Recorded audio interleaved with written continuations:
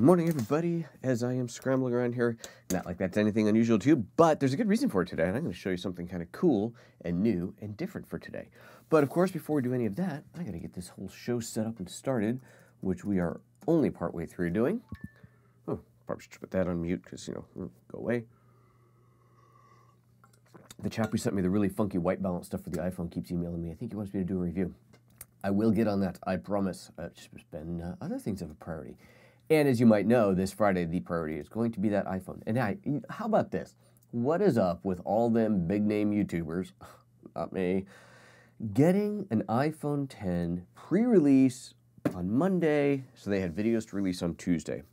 No, that didn't totally bum me out or anything. No, not at all. Why would I be bummed about that? Why would I be bummed about being left out of that party? So for all the effort that I'm doing to try and have my iPhone 10 unboxing on the day of, there's a bunch of big ones out there with millions and millions of views. So much for being organic about things. Oh well. What you gonna do? But we're still gonna do it, of course. Still gonna do it live. Still gonna have some fun with it. And hopefully do something a bit different than all those other folks have done. Brent, I know they're influencers. I know I'm an influencer. I just don't have influence among quite as many millions as somebody like MKBHD was with 6 million followers. Oh, well. Adrian says, you think that I should start an hour later now that the clocks have gone back in the UK. Don't worry, we'll catch up with you soon. We'll be changing our clocks. When do we do that, Ryan? That's got to be soon, isn't it? This Sunday. Well, look at that. Oh, our clocks go back this Sunday. Thank you, Brent, for filling that in. Sean Mark Nipper, greetings. You were dressed. Oh, yes, I was dressed up as a photographer yesterday. Yes, I know. I probably should try and actually put on a costume one of these years. Brent says there were 2 groups that got iPhone 10s. One group got them for 7 days, and the other group got them for 1 day. Oh, really? 7 days? That's news to me. I did not know that. Wow. Sometimes I'm going to spill this today. Let's get this safely out of my way. There's a good place for it. All right, get some of the crap out of the way. So check this out. Here's something new and fun. How are we doing on time, Ryan? All right, I got 3 minutes before the show starts. Check this out. Boom. Overhead camera. Overhead. We now have overhead view. I'm going to make sure I can see everything properly. So we're going to be doing a little experimenting with this today. I got to figure out, like, you know, which way straight and all that sort of thing. But here's an interest, and I'm going to say this again once the show starts, but I'll say it quickly. So I just want to give you who are here early a little pre-taste of this. There's 2 directions an overhead camera can go. Right, and there's 2 schools of thought on this. And I'm really going to be curious to see what you guys think is better. There's the school of thought of the camera, the top-down camera, should be the same direction, I guess would be the right word to use, as the forward-facing camera. As if the forward-facing camera, let's say this is the forward-facing camera, here's the subject, as if the camera just went like this, from here to here. When that happens, the things that are on the left side of the screen stay on the left side of the screen. Things on the right side of the screen stay on the right side of the screen. The other school of thought is the top-down camera should be the presenter's perspective. Now, that obviously means then that things switch sides of the screen, right? Because the camera is going from pointing at me like this to suddenly pointing forward like this. So what's on left becomes on right. The advantage to me of having it from my perspective is I can hold something and read it. So like right now there it says Mevo, right? I'm looking at this box, it's right side up to me. If I flip the camera over to me, then I would be looking at it, you'd be looking at it the same way I am. But as you can see here, you're looking at it upside down because I have chosen to do it the other way where I have it set up like this. There's the box, right? The box is upside down to me, but look, here's something that's on my right, so camera left on there, and when I switch over to the overhead, it stays on the same side. This is harder for me to deal with because I'm looking at things upside down. Everything is backwards to me, so that's why I keep doing this. Like, wait, I'm trying to straighten it out, and I can't figure out which way to go. But I think it's better for you. So I'm going to be really curious to hear what you guys think, because I can swap this around easily enough. And by the way, I did a little video. I shot some video around how I set up this rig. It was actually really easy to do, and I will edit that and share that at some point. So I want you guys to know. I want you guys to tell me what you think. So far, we have got POV is tricky. Chris was saying, Brent Kaplan saying, you think that it should be an over-the-shoulder viewpoint. So that's my perspective. Sean also thinks it should be my perspective. Interesting. Trevor says obey the 180-degree rule, which I think means don't flip it, but please confirm. Burnstack, my thought is it should be from the presenter's perspective. Okay, interesting. So far, everybody is going the opposite way of what I've set it up for today, which certainly would make things easier for me, but we'll see. We will see. I know that's how MKBHD does it, but it's different for him, I think, because he's shooting them separately. So obviously he's not doing live stuff, but he does a lot of top down. But it's kind of different because he'll do an intro and then he'll cut over to it, as opposed to where I'm going to be going back and forth like I always do. So I don't know if that flip-flopping of sides would be different. Daddy MCC also says you like my point of view. Interesting. Unfortunately, I can't flip it in software. I was hoping in the ATEM software I could just rotate it, but I can't. I can't do a 180-degree spin in the software, so it means I have to go up there and flip the camera up. But it's easy to do. I'm just not going to do it live during the show. Alrighty. Oh, also, does the background look any different to you guys? Darker? So this is how it's supposed to look. Well, except that one's not as bright as it should be. I think that just got turned. Hold on a second. Let me look at that just a little bit. Wait, wrong knob. One of these knobs. Loosen that. Come here. Let's loosen the right one. There we go. Let's see. One of them, I think that's more even. This is how it's supposed to be. At some point, and I think it was when I did the green screen background for the MST3K style keynote, the iPhone 10 keynote, I turned on these overhead lights. You can't see them, but these overhead lights up here to illuminate the background. That would make sense. And I forgot to turn them off. And they're on the same switch as everything else, so I flip the switch and everything comes on. And for a while I've been going, something's different about my set. And I just realized when I was wiring this up yesterday, the camera, that was still on. I thought, oh my God, that's supposed to be off. So tell me, do you think this looks better than it has over the last month or so? Because I do, but again, hey, I'm up for your opinion. Ryan, time me. Where are we? We're good, meaning we're done? You're supposed to give me He'll interrupt me in the middle of the real show to tell me something, but he won't interrupt me during the pre-show to tell me you got 20 seconds left. Ay, ay, ay. All right, other people saying you like my point of view. Trevor says 180 degree mean it stays left. See, but you're the only person saying that so far. Brent says I watch Twit Network a lot and they mostly show from presenter's perspective and it works well. And Burns says to me this feels more like we are looking with you and not being shown by you, if that makes sense. Okay, interesting. Alrighty. Well, I'm gonna ask again once the show starts. We'll get people's opinions and in the comments, and I will make a decision hopefully before Friday because I want to have it for the right way for the iPhone 10 unboxing. All right, let's have a show, shall we? We're all set there. Let's do it. On today's photo moment, we're going to be unboxing the brand new Mevo Plus, featuring a brand new top-down camera, which is kind of fun, with a really important question for you, my viewing audience.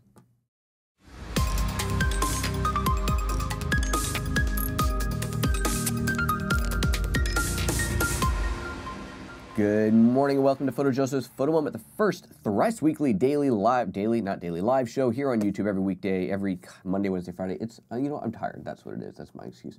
Every Monday, Wednesday, Friday, 9:30 a.m. Pacific, where we talk about all kinds of things, camera, photo, video, live related. If it's got a camera, it's fair game. Hey, there's a new addition to the studio this morning that I need your opinion on, you, my viewing audience. I've already talked to the live audience before the pre-show, and there's a pretty good, strong opinion on this, but it's not 100% consensus. Anyway, but I want to see what you guys think, and you got to tell me quick because I want to make this decision before Friday's big iPhone 10 unboxing. I have a top-down camera. It is right here. Look at that. There's a top-down camera. So here's the question. Which direction should the top-down camera live? There's two schools of thought on this. There's the school of thought that apparently someone has educated me on already in the comments is the 180-degree rule, meaning we don't rotate the camera 180 degrees. So what this means is, let's say this is my camera that, the main shooting camera, the one you're looking at now, and, I'm here. As I go top down, that the camera effectively is doing this. It's just moving up like this. And what that means is that anything that is on the right-hand side of the screen now, your right, stays on the right-hand side of the screen, right? So that makes visual sense. There's a continuity thing there. The other way is the camera rotates 180 degrees, and so you've got your your face on normal like this, but then when it goes top down, oops, let me do this one. When it goes top down, the camera basically flips around. And the advantage of that is, for me, is it makes it a lot easier. You, the audience, are now looking at things from my perspective. It makes it easier for me to look at something, I can read it, and I'm reading it top down. The problem right now is when I'm reading this, Mevo Plus Livestream Like a Pro is facing me, but when I switch over to the top down, you can see that it is backwards to you.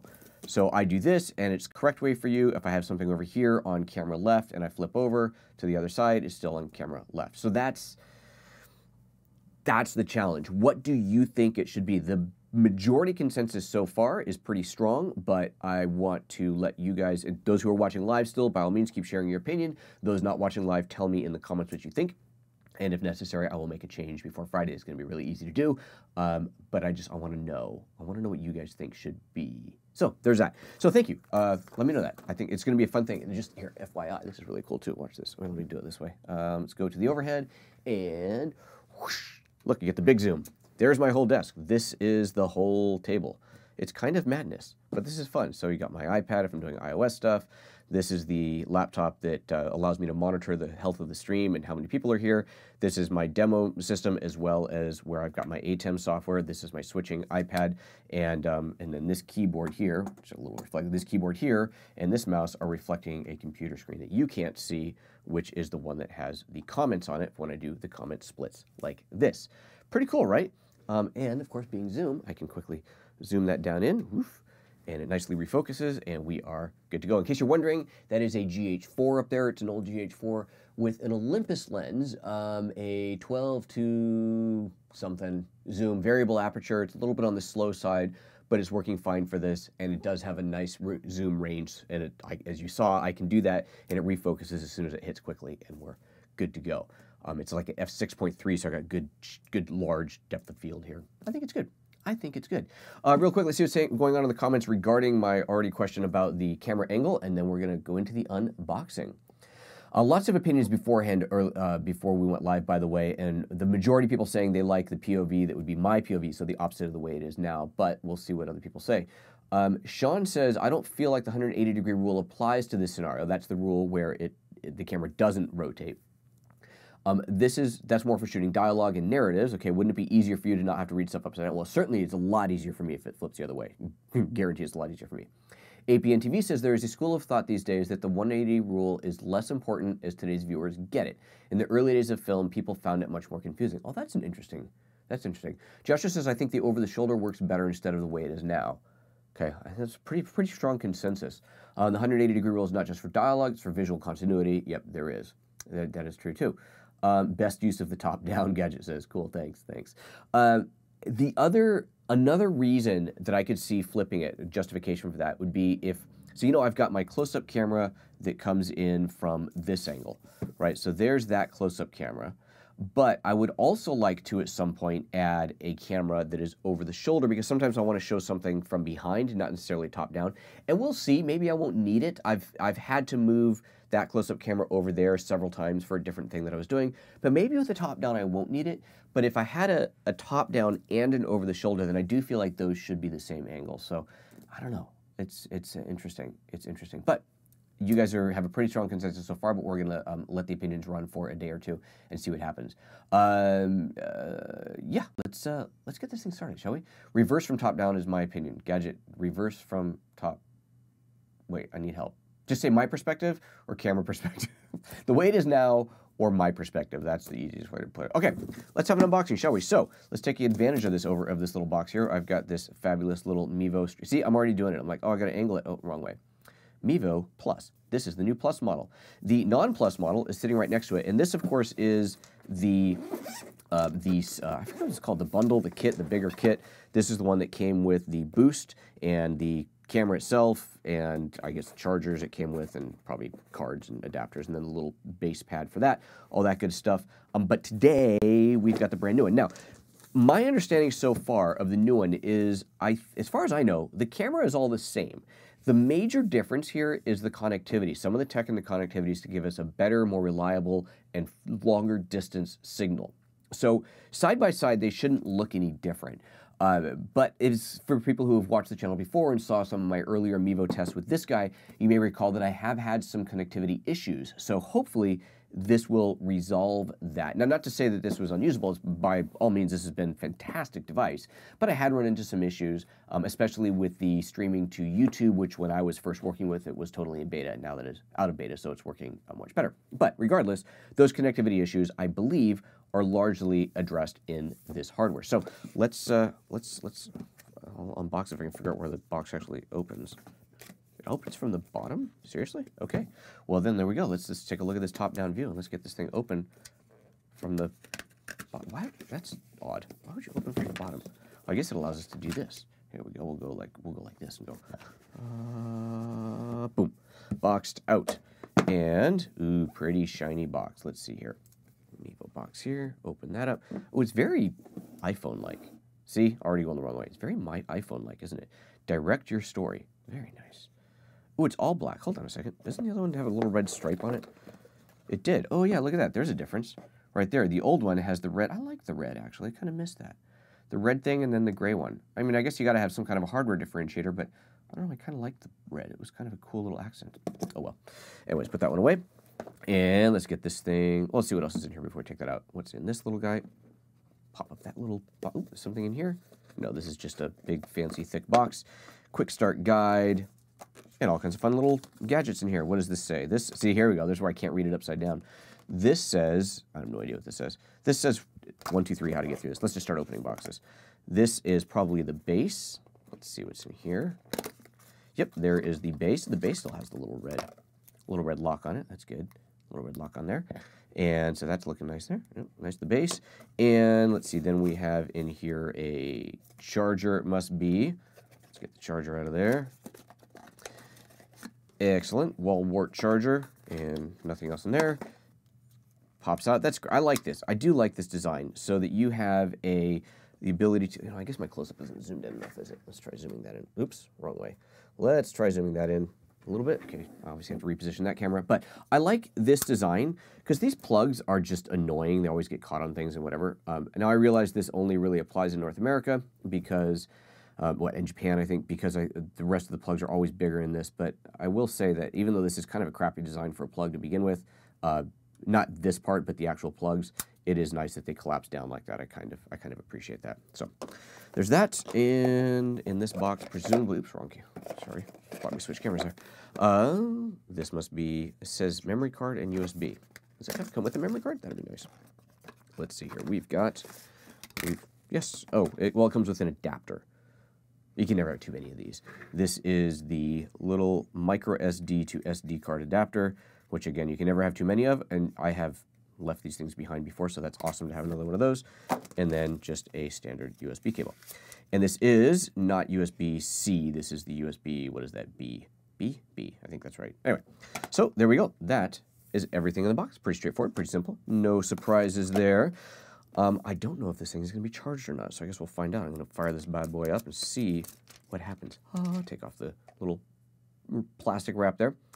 I'm bummed about the red. Honestly, I am. That's a silly thing, but I liked the red on there. Oh well, what you gonna do? What you gonna do? All right, let's put the red one away. At least there is a differentiator. I will say that. At least there is a differentiator so that you can tell the difference, because if you couldn't tell the difference, then, oh boy, things would get a bit confusing around these here parts. Especially all the crap piled around here these days. All right, so now I got more. That is an awful lot of packaging. A lot of stuff around here. Okay. As before, this little adapter here is fantastic. So this guy here, this is the base unit, and the camera, snaps onto the base unit, like a nice little magnetic. It's cool. I know you can't really, but can you kind of hear it snap in? Nice little magnetic snap. Oh, it does come with a memory card. Oh, excellent. What does it come with? There we go. It comes with a teeny tiny little 16 gig. Not teeny tiny in the capacity. 16 gig is great. And that is a 16 gig micro SD card. Excellent. Pop that back in there. USB port there is for charging, because remember this thing, of course, is battery powered and uses its own internal battery. That snaps on magnetically, and then you have a lock on there just to make sure it doesn't come off. What's super cool, this is the same base as the old unit.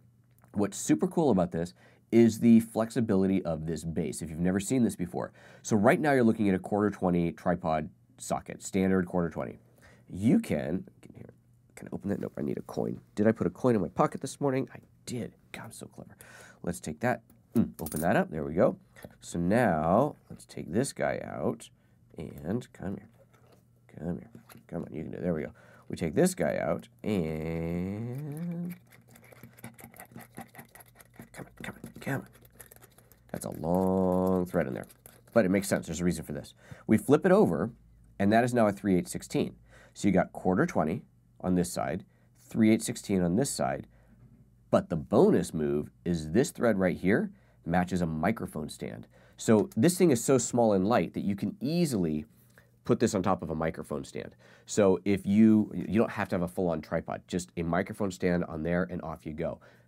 I think that's cool. This is really, honestly, one of those little brilliant bits of design that you go, ooh, more things should have that.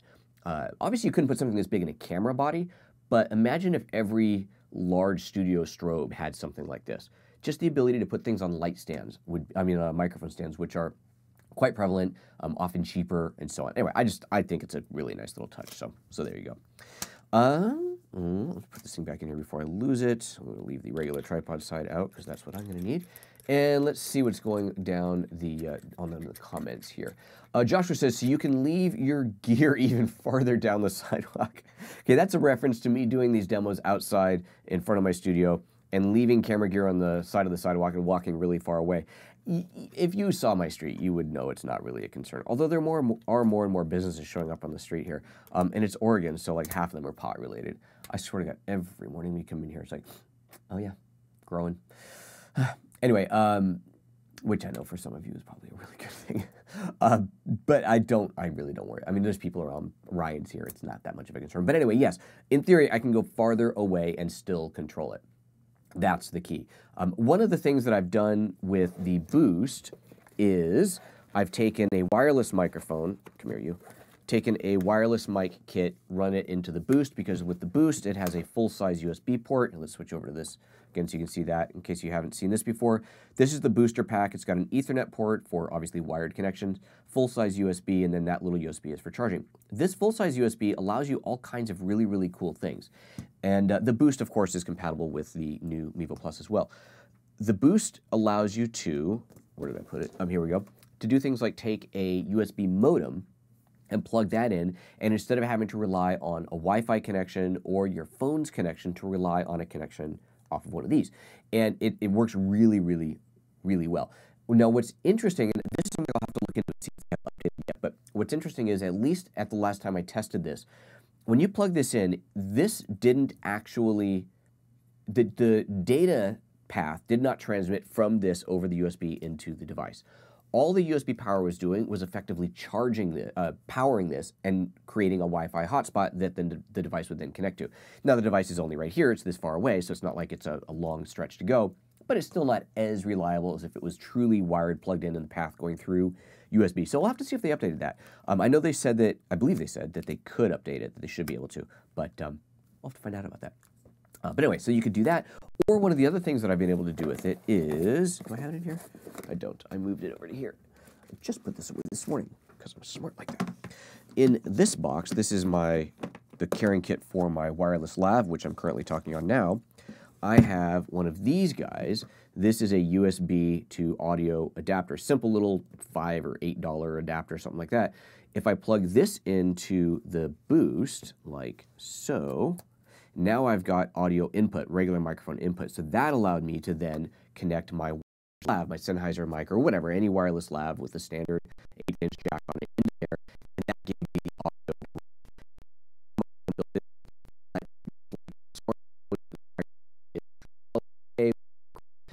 Certainly really only good if you're at a close distance. As soon as you get farther away, forget about it. You want to have some kind of external mic. So that's what that is for. Yeah, the Boost is great. Also, it's a massive extra battery. But you don't need any of this to use the product, which is super fun. You can just do it with this itty-bitty little thing here. And I've gone on the road where I've wanted to take kind of an additional streaming device, or just I want to have this for streaming, and this is it. That's all I carry in here. So let's power this thing on, and let's see here. It should. You get these cool little lights. Ooh, see the lights? Whee. Fun little lights to let that thing power up. And here's my iPhone. And let's plug the iPhone into the viewing system so you can see it, and we will connect to it and see what happens here. Well, I can even do a top-down on this. Oh, I wonder how this will look. I haven't tried this yet. Well, that's not too shabby. I mean, it's obviously not as good as seeing the full-on proper screen, but that's not too shabby.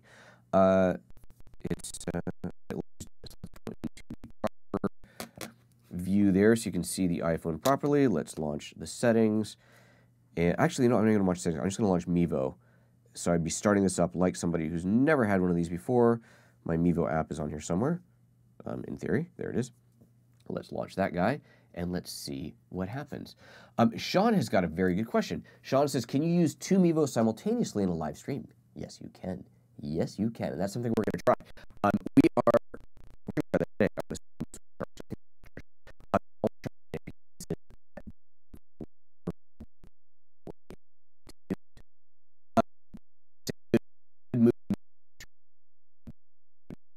Okay, let's go back to the iPhone thing. It says set your iPhone's Wi-Fi number.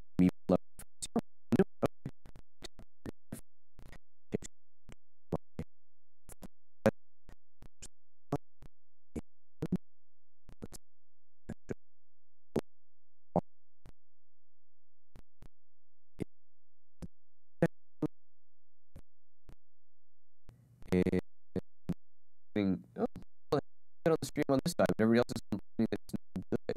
Ruh-roh. I'm going to tell you guys, the stream buffering on everybody's end, but on here it's fine, so that means it must be a YouTube problem. Sorry.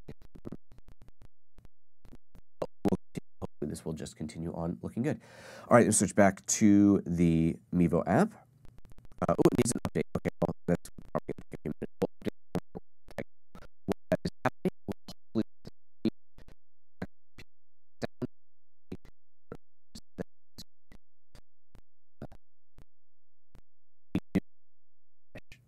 Refresh. Just tell everybody to refresh. Ryan, you do it. Tell everybody to refresh in the comments, please.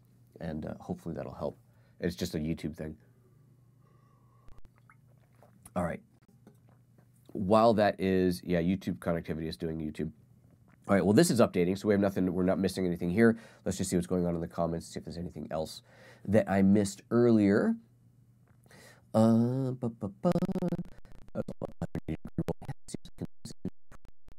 Everybody says better now. Excellent. So guys, just so you know, that appeared to be a totally YouTube-sided thing because everybody out there got the effect of it, but we in here saw 0 issues with our stream bandwidth. So it had to be something in between that we have no control over, hence the YouTube.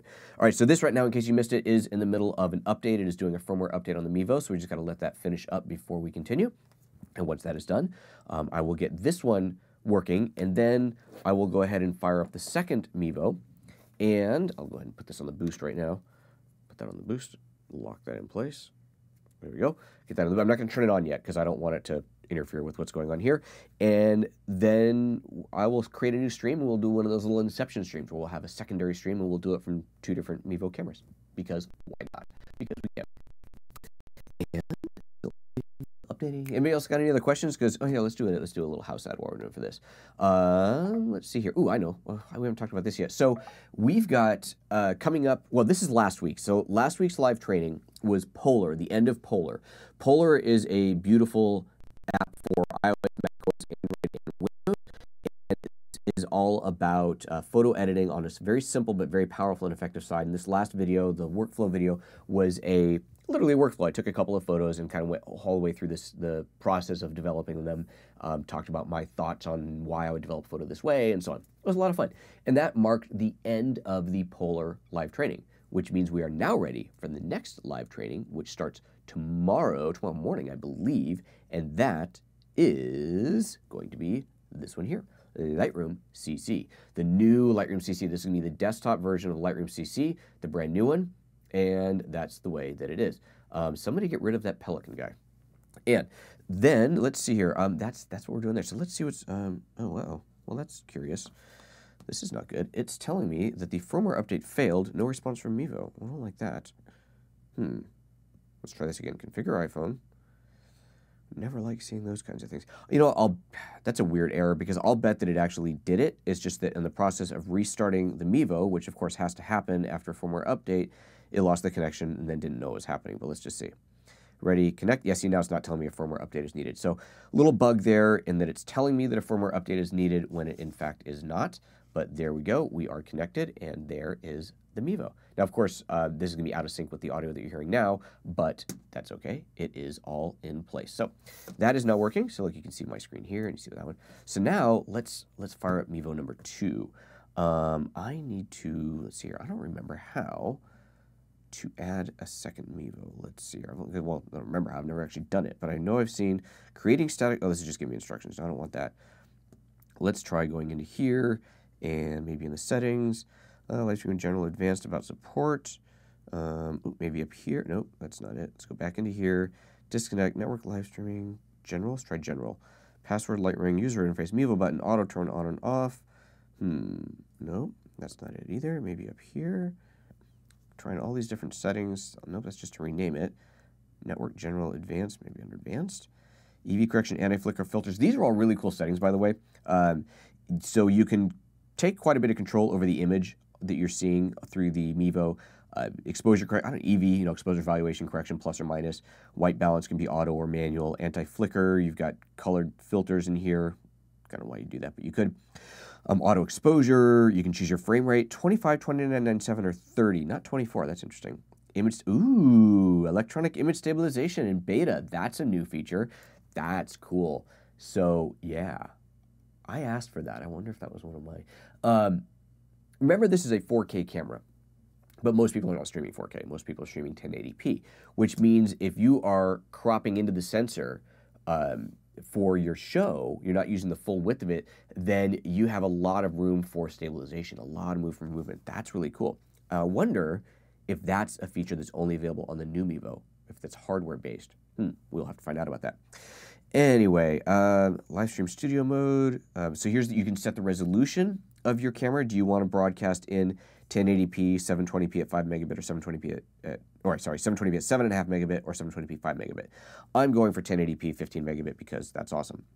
iPhone audio, remember, it can use the microphone on your iPhone or a microphone plugged into your iPhone, which actually, that's another very good point. So if you are using this, if you want to have really good audio out in the field and all you want to do is have this and your phone, just get a wired lav and plug that into your iPhone. The iPhone, of course, is what makes the connection and it controls the Mevo, and then you've got a wired connection to the phone that's in your hand as you're walking around, being on air, and you have fantastic sound because it's lav wired into here, and it syncs up. There's no syncing issues. It does whatever magic it has to do, and it keeps that in sync, which is really, really cool. Of course, if you want to do something much larger, where you have an audience of people, or like a panel of people, and everybody's labbed up, then all that audio's got to go into a mixing board, and then from the mixing board, you would send the audio into the USB port on here, which is another advantage of the Boost, and then you would have that perfect audio from everybody with a whole separate mixing board. Lots of different really cool options. A lot of ways to do this thing.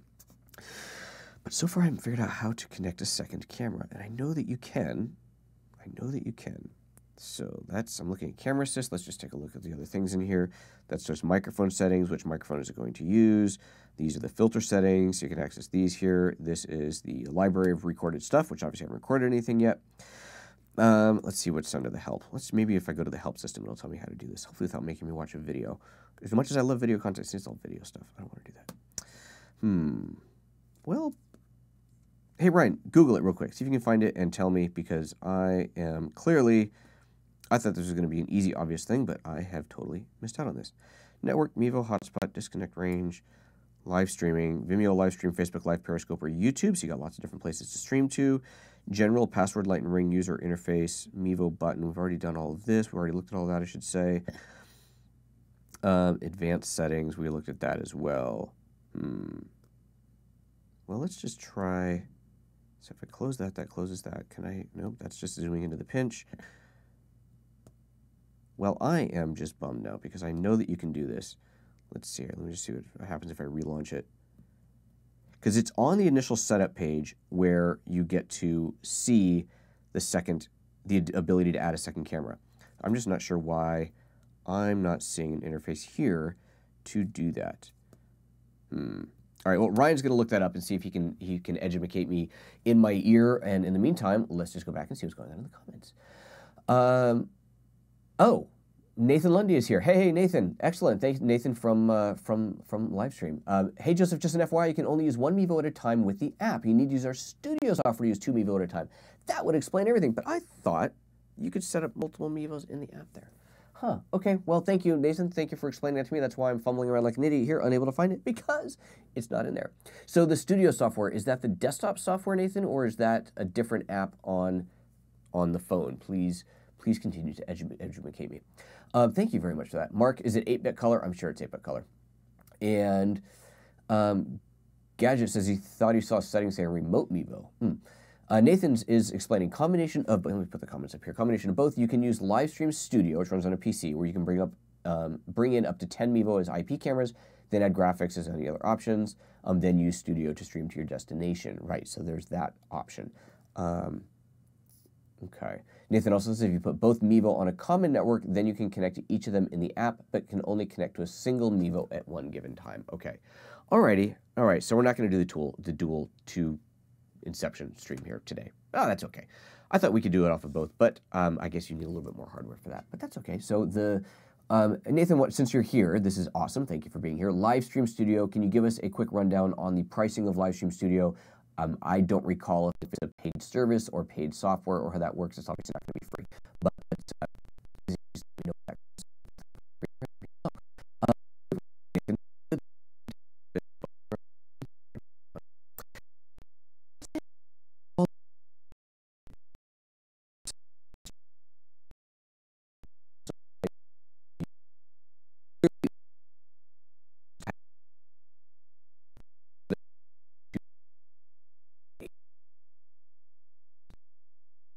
Experience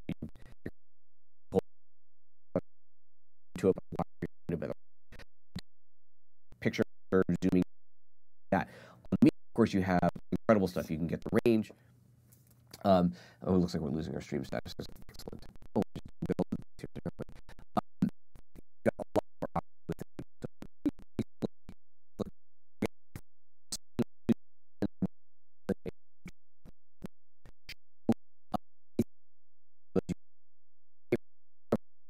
then you will get 2 instances of Livestream Studio. Awesome. Well, there we go. All right, folks, we are out of here. Thanks a bunch for tuning in today. Appreciate you coming in. Thank you for your feedback on the top-down camera. Remember, I do want to know what you would rather see. Do you want to see it forward or backward? My perspective, or do you want to see the camera's perspective as it is set up today? This is an important thing for you to tell me, although I think we already have our answer. But let me know in the comments. Take care of yourselves, everybody.